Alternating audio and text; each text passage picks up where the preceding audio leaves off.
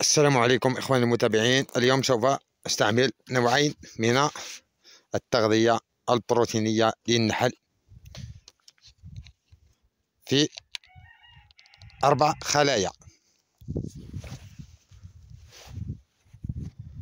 النابع في خلية متوسطة ونوية، والمروض في خلية متوسطة وخلية قوية.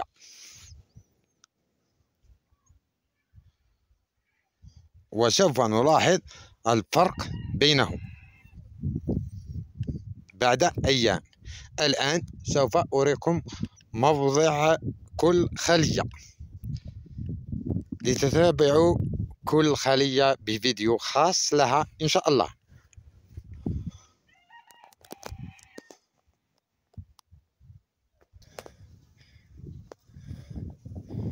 هذه هي الخلية الأولى، ها هو موقعها، وسوف أرقمها في المستقبل برقم 1.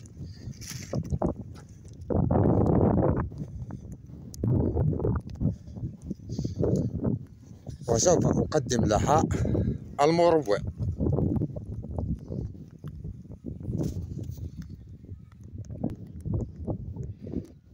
وكذلك هذه هي الخلية الثانية، وسوف أقدم لها النابع.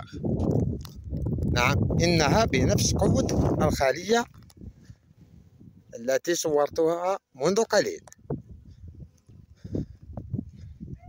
ها هو موقعها، وسوف أعطي لها في المستقبل رقم 2.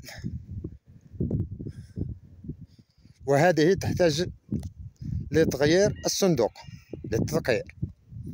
سوف أغير لها الصندوق قريبا.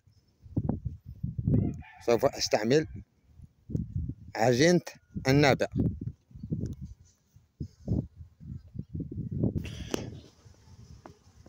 وهذه الخلية سوف أستعمل معها عجينة المروع، ولكن ألاحظ حركة غريبة في هذه الخلية ولم أفهم بعد ما بها.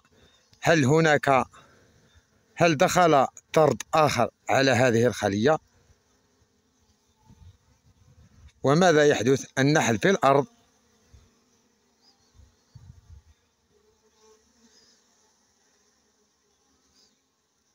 لم أفهم بعد ما نوع هذه الحركة أو سرقة على الخلية، لأن بعض النحل يتقاتل.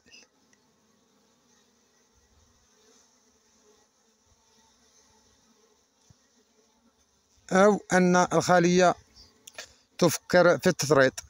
لحد الآن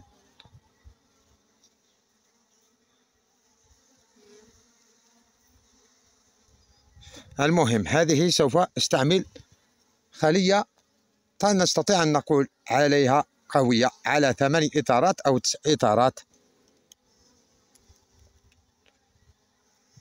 نعم، لماذا هذه الحركة في هذه الخلية؟ المهم، هذه سوف أستعمل معها المروع، رغم أن الخليتين في نفس المكان وفي نفس الخط. انظروا، تقابلها تلك التي قلت لكم سوف أستعمل معها النابع، ولكن هذه فيها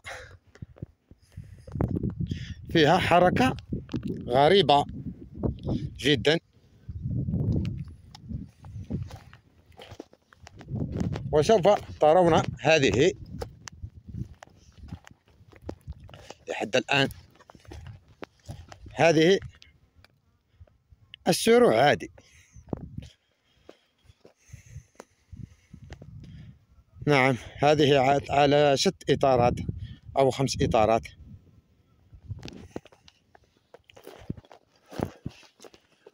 وكذلك وراء هذه الخلية ذات الحركة الغريبة توجد نوية. أين الخلل؟ نريد معرفة الخلل. لماذا هذه الحركة الغريبة. ها هي النوية، وهذه النوية قد وضعت لها عجينة النبق.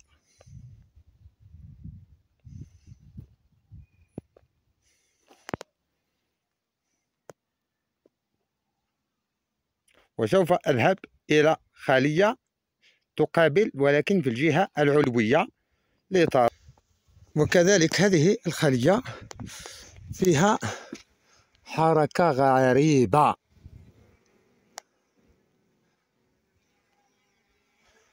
انظروا،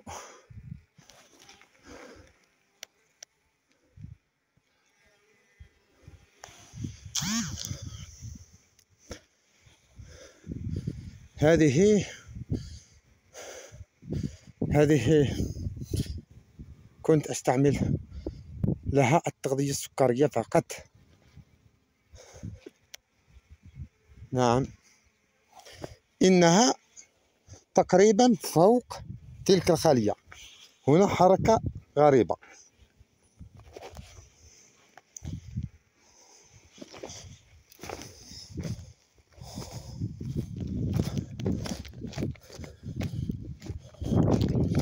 وفي نفس الخط تقابلها ذات الحركة الغريبة.